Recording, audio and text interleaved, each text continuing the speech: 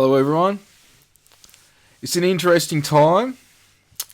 Even for myself here last night at the Sanctuary, I had a plane circling that wasn't on the flight tracker for quite some time with some orbs going past it at times, which are the Guardians. They actually come here quite regularly, and it was interesting to say the least.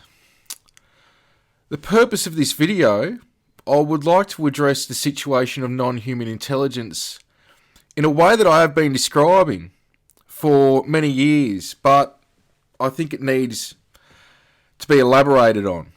That the world is in a situation because of non-human intelligences. Now, it doesn't give a free pass to people and their actions, because this is a very laid topic. There are forms of possessions that take place. There is a form of, we could say even category of negative influence that has many categories within it, with how we are also affected. This, we could say, is the situation of social engineering, how we're influenced by those around us, the media, education, entertainment, pretty much every facet to an extent, believe it or not. And you could say this is some type of wild conspiracy. The fact is that events that are unfolding now and have been for millennia and beyond come down to a situation of people with a good heart being taken advantage of because they wouldn't do something, and because they wouldn't do something, they think somebody else wouldn't do something. The fact of the matter is that you're dealing with intelligences that overshadow humans and can get in their thoughts. And this is where clearings is very important, which I go into. And people can start to perceive these thoughts as their own ideas. And I'm sure a lot of you have had experiences where you've had thoughts that you know aren't your thoughts. So because of this, there is no reasoning. There is no way that you will ever understand these intelligences that have a negative agenda. So let's go and put that side of things into the category of demonic.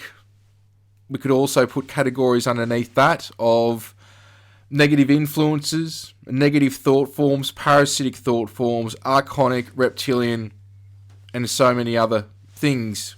We could go down with that rabbit hole in terms of types of intelligences and influences, even from different cultural perspectives or religious perspectives.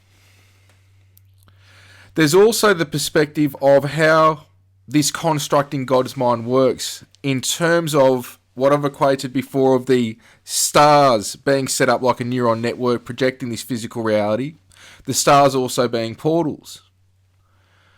You've got a situation where astrology, whether people want to believe it or not, there is some substance to it. And I actually know people that do, we could say, galactic astrology, which is very precise once you get beyond what we could say is just a norm for astrology. So where planets are, stars are, constellations, even things like comets, satellites, the moons, all these things have a play in the way that this reality is perceived, and things energetically have a play in all this because of that. So we could look at as an example, very layman type thing, but the full moon. This has an effect on us. Now, if we go into the situation that I've talked quite a lot about with the stars, our sun, solar flare activity, coronal mass ejections, they have an influence. These influences at times can really bring things up for us as humans. And not just humans, extraterrestrial intelligences, and also spirits, energies, what have you. These energies are known by the Cabal, the Illuminati, the elite, which are foot soldiers for this demonic archonic force that I'm talking about, which are actually the fallen Elohim. There's positive Elohim. I've got to say this all the time because there's a lot to it, and I mainly work with the positive Elohim. But we've got a situation where there is knowledge of the power in energies, in astrology, and these energies can be harvested. Now, in terms of harvesting the energy, there's many ways that this can be done.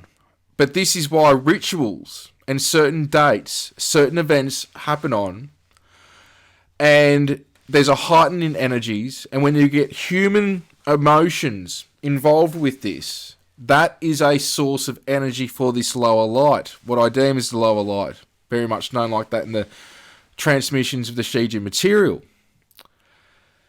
Now, adding on from this, there is a situation where there are power spots on this planet, and we could go into the situation now of ley lines. Now, some say this is pseudoscience, but you investigate yourself, look up ley lines, and you'll start to find out that there are things that are probably beyond a coincidence, I say, in terms of certain religious facilities, government facilities, institutes, what have you, that are built on these lines, because these are energetic lines. They're energetic, and this energy can be harvested. Now, going before the time that I'm speaking of now, way back, there was actually pyramidal constructs, crystalline pyramids here on Earth and elsewhere. They exist still around the cosmos, and these hook up like a Stargate system, an energetic system. So you've got a situation where long ago, and this will be found and is being found throughout the cosmos in terms of starting off with Mars, if we want to keep things local before we reach out into space, and a time when these things are later revealed. But there is a situation where there is a pyramidal grid around the cosmos, this part of the galaxy, this galaxy going extragalactic. And we could say these are synthetic stargates, very much like how the stars work, but this is Elohim created. And the pyramids have many functions, not just being a stargate that you could walk into it and come out at another stargate on another planet in another pyramid. There's also healing capabilities. There's time dilation abilities with this, with how it affects the planetary body, but also the star with distance compared to the planet and the satellites it's got going around it also has a factor into that situation as well. Why I'm going into this is because we have a conscious grid around the planet, and this ley line situation is only one of them. But if you know how to work with these energies on certain dates and times, you can amplify, exacerbate, and derive energies. And this is why years ago I was going into information from the contacts in terms of, look at how many obelisks there are in the world. Look at where they're situated. Places like casinos, shopping malls, food courts. When you look at a city, they're basically energy circuit boards. And the roads are like the wiring. And our emotions are the fuel, are the electricity, to where we are living in a grid.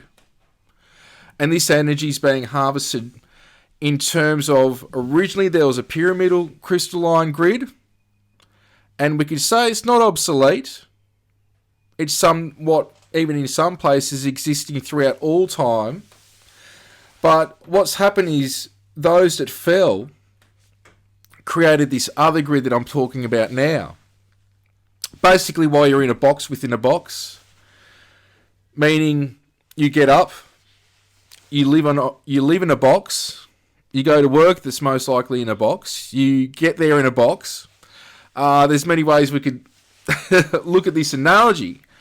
But the fact of the matter is that this grid harvests energy to be a self-feeding cycle, because we're in basically what I'm getting to is a war in frequency. Now, the lower light, this dark energy, is a distorted form of awareness. It's a distorted frequency, which is why when you get into an argument, or you walk into an argument, or you're in an area that's got a lot of stuff going on, back at this in your life, you can feel like your heart's being pulled down. It's not a good feeling. That's because there's no harmony. It's a distorted form of frequency that's going on. It's not harmonic. It's all over the place. The good news with this part is that love overrides all. The example I'll use, and I've got to say, Heart Math is a great place to look at this information. It's been a long time since I looked at this information, but I'm sure some of you are aware of it and could probably find it. And I'm not endorsed by Heart Math, though I say definitely check out their material. But I believe there was one study, if I remember this correctly, where one person could walk into a situation where there's not so good energy, let's say an argument or chaotic energy going on, and if that one person is in heart-brain coherence, it's just a matter of time, whether minutes or what have you, till the whole room is affected by that and comes out of that chaotic energy. The chaos just stops, just from one person. So even if you think that your thoughts and your actions don't have substance in this world, when you're up against the masses, you could say, or a crowd, or you're the odd one out, your thoughts, your actions bear fruit. Every thought, every action has a reaction. And this is where it comes down to, even though trying times we're in now, don't give up. Don't give up. Don't surrender. Don't give in. But come back to a place of love and be the best you. But the reason I'm going into the information that I have is because when you have knowledge of this, whether you believe it or not, it just means that you're more informed. And when you're more informed, that's where the wisdom kicks in. And the wisdom assists you in the actions that you can take action on, depending on your situation or circumstances. In this case, being aware that sometimes people are not in control, sometimes people are overshadowed by this dark force, you can start to disassociate with loving detachment and observe things from a different perspective, rather than getting emotionally bought into it. When you see that this is a war beyond the flesh, that through the flesh, these low vibratorial energies, frequencies, entities, energies, try to put us into a state of chaos and low frequency, whether this is through negative sexual acts, violence, doing things that are morally not right for one, and you know what's right and wrong, I believe, from your own moral compass, your heart. Your heart, as I say, let your heart be your compass. And of course, we're all different. And people can argue about who's right or who's wrong, but the heart knows. And the heart is the 0 point of how we connect to Source. The Pleiadians, for example, beings in the constellation of Orion, Arcturus, Sirius, the Andromedas, Pegasus, the list goes on. Many worlds are watching in on what's happening here, as well as the angelic kingdom. And all are assisting where they can. But they can't do everything for us. This disclosure of a greater reality is part and a conduit to reaching new heights in the ascension. But it's not the end all be all, meaning the disclosure of an awareness of other intelligences. But it's part of it. This process we're going through now is about us sorting ourselves out before we go galactic and beyond. The joke in it all is that we know everything, from my experience, when out of this physical form. But we're here to transmute and transform this physical form, to bring it back to an equilibrium, to ascend it to new heights. And that can be done through love, compassion, and non-judgment, but also knowing where boundaries are for yourself and having them for others, again with compassion. So as always, I just hope this has been some food for thought, and love, light, bliss. Thank you.